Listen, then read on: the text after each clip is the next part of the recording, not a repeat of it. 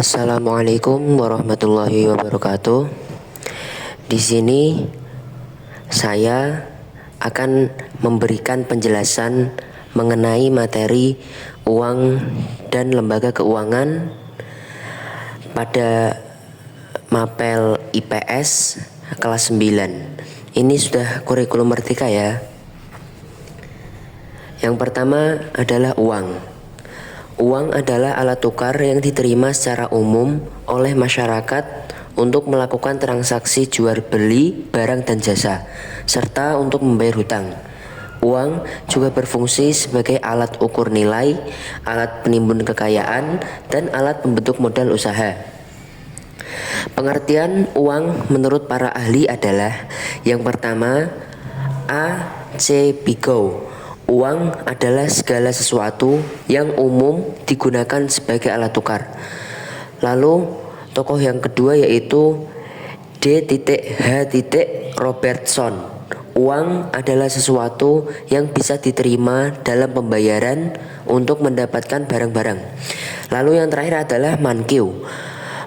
Uang adalah persediaan aset yang bisa dengan segera digunakan untuk melakukan transaksi. Lalu ada sejarah uang.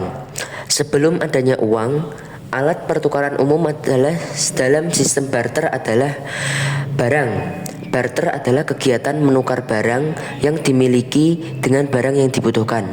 Beberapa contoh barter yang pernah dilakukan di masa lampau antara lain menukar hewan dengan sayur, menukar mentega dengan roti, menukar hewan dengan obat-obatan.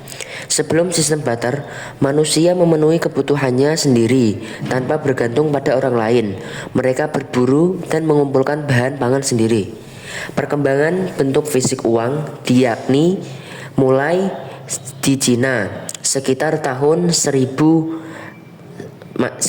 SM yang menggunakan cangkang kauri sebagai mata uang. Lalu ada syarat-syarat uang. Syarat-syarat uang yaitu: yang pertama, diterima secara umum. Uang harus diterima oleh masyarakat sebagai alat tukar, penimbun kekayaan, atau pembayar hutang. Lalu yang kedua, nilainya stabil. Uang harus memiliki nilai yang tetap dan tidak naik turun. Yang ketiga, mudah dibawa. Uang harus mudah dipindahkan dari satu tangan ke tangan lain.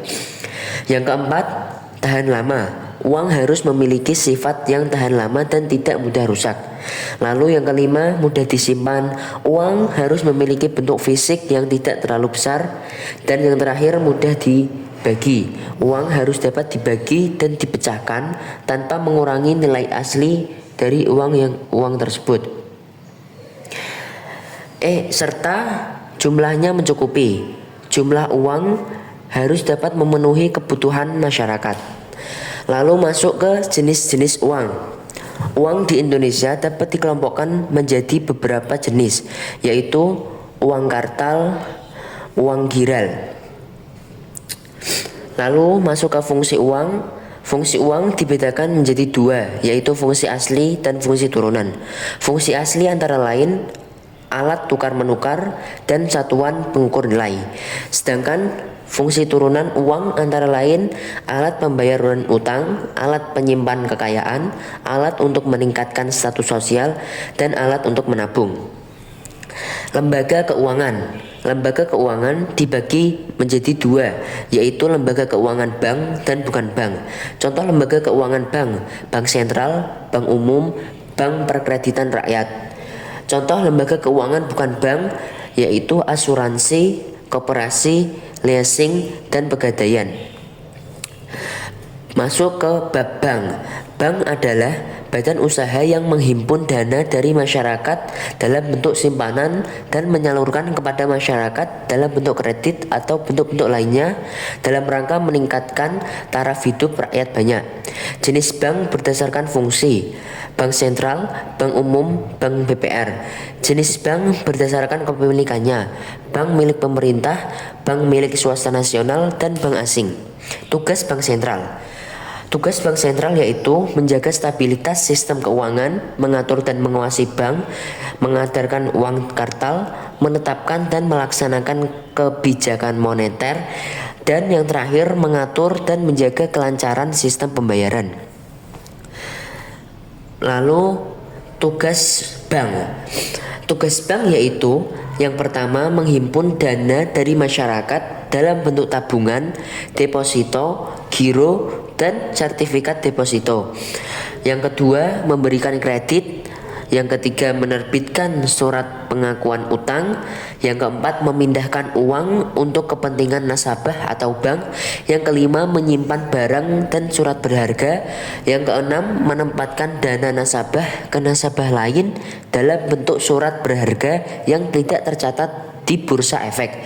Lalu yang ketujuh dan yang terakhir memberikan layanan pembayaran dan transfer dana seperti